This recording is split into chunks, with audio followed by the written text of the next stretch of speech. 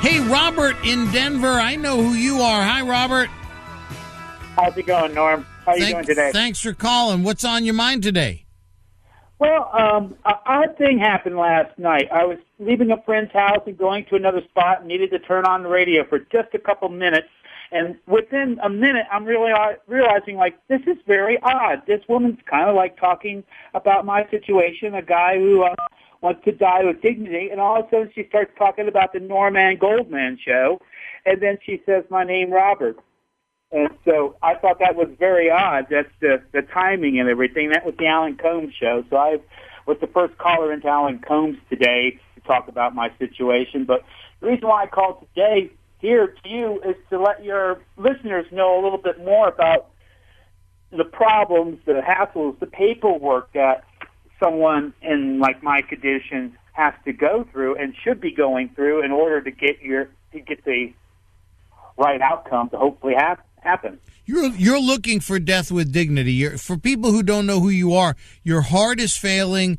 In order to get an extension of life, you're going to have to go through this gruesome, brutal surgery. You did it once. You won't do it again. You've got limited amount of time left. You want death with dignity. You called into this show in December, made a huge impact, got on the front page of the New York Times. You've been on Al Jazeera, all over the world, on Swedish TV. I'm really proud of you, Robert. You're really becoming a fantastic spokesman for this movement. And for me, it's part of freedom and liberty.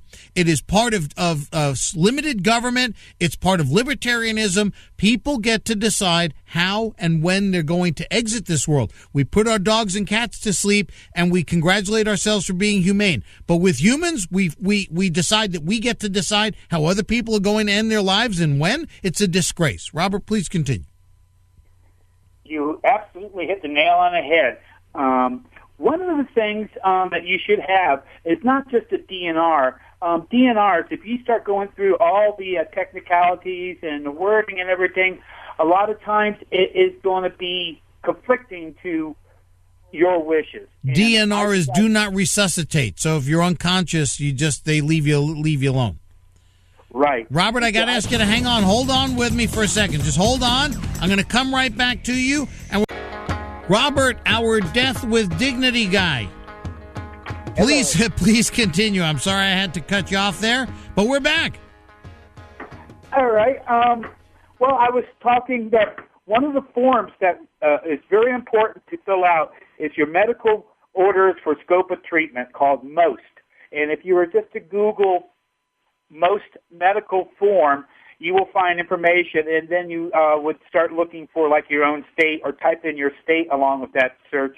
Not all the states yet have this form available, but if your state doesn't, I would suggest that you start pushing to your legislatures in your state to make that happen, because it's a very important piece of paperwork, and it's better than just your normal DNRs. Well, everyone should have a living will, which says a variety of things, including but not limited to what you're talking about with DNR, do not resuscitate, which is a separate part of the living will. But the living will says, hey, if I'm in a vegetative state and there's really no realistic chance of me coming back and having any quality of life, then don't revive me. Don't do any heroic things. And the DNR says that the do not resuscitate order is given to your doctor that says, look, if I'm in a bad way, don't resuscitate me, just let me go. And people need these documents. Many don't have them, and this is why we get into those Terry Schiavo incidents, like if that poor lady in Florida who's in a persistent vegetative state for a long time. And you said the magic word. Absolutely. But Robert, I mean, there are 5 states, correct me if I'm wrong, there are 5 states out of 50 that allow death with dignity. Right, that allow each of us the freedom and liberty and privacy, and the no nanny state liberal government telling us how to live our lives, how we can exit this world if we have a terminal illness or a condition that we just want to let play out on our own terms. Colorado is not one of them, and you live in Colorado. So how are you going to handle your situation? Well, I am letting the people know who need to know, my medical care people, my power of attorney, relatives, friends, know my wishes. With this scope of treatment form, the MOST form, it's much more specific than a DNR. So it tells people that I do not want to be resuscitated. I do not even want to be brought to a hospital under these situations. I also have another separate piece of paper, the medical durable power of attorney for healthcare decisions, which should be in with your paperwork. You should have everything also like folded up and kept like in a little pouch around your neck or something. Another copy like on your refrigerator. I also have a notice of patient, pulmonary resuscitation, Colorado directive.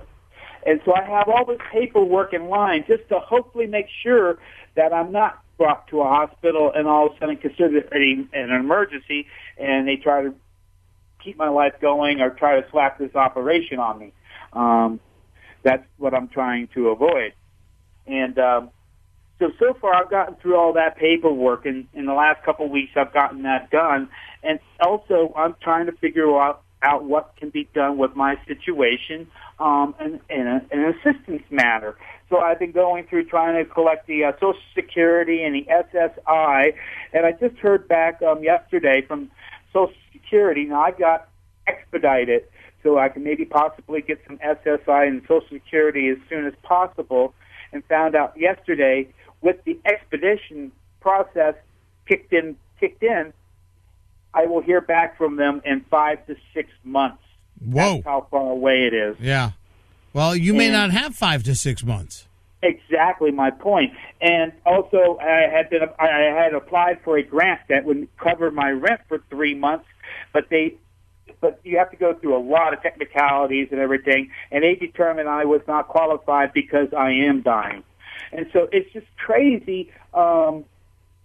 Thank goodness for Obamacare, because that kicked in my Medicaid and I have food stamps, but there's just nothing in place for a situation like mine where I'm turning down $150,000 operation and care. Right. This is a crazy situation. It's totally crazy. And I have, by the way, I've received a couple of small checks for you, Robert, so I will be forwarding those along. And there is an app for you on our Facebook page to help you kind of pay your bills in the interim. Robert, I've got to leave it there, but if people want to go to our Facebook page, the Norman Goldman Show, there is a little app for Robert Mitton, to help him. And I have received checks to our P.O. box from people who want to help Robert, so I will send that money along as well. He is dying. He does need some help managing his bills along the way. Robert, call me again. Let's talk soon. I've got a lot of material I've got to work through here. We got a lot going on today. So, Robert, call me again. I'm happy to chat with you about this, as you know, is one of the big issues of our time.